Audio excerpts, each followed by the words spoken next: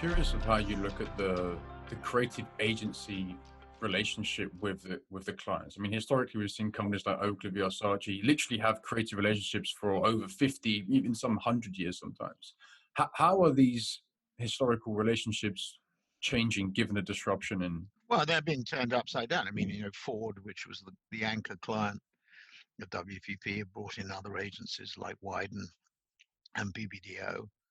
Another client I was talking to, ex-client of WPP, been with them for years and years. I mean, the market, it hasn't been publicly announced, but has moved to a smaller agency. No, it happens all the time.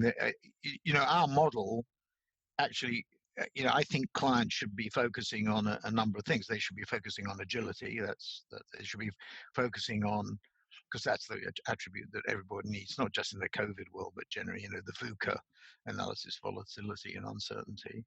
Secondly, they should be focused on first-party data. I mean, the pressure on the platforms, whether it be Google or Facebook or wherever, Alibaba in China, this pressure means that first-party data is going to become even more important, so you have to focus on that. And the last thing is you have to take back control. I mean, the nature of the environment is such is that you cannot operate at arm's length. So you either have, you can have an outsource model to an agency as long as they're responsive and agile and faster, better, cheaper in our terms.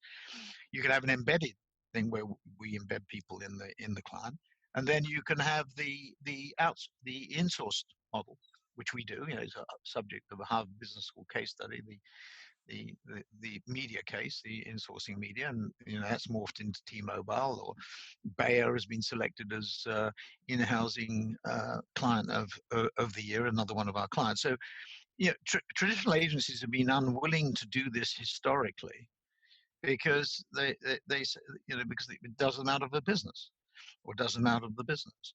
We're not willing. We're agnostic about that. We will do things that are in the interest of the client. So if we think in-housing makes sense and the client agrees, there's after-sales service in the sense of keeping them up to date with technology, because it's difficult for clients to keep up often with technological changes, and we see more in more verticals, so we get a better understanding.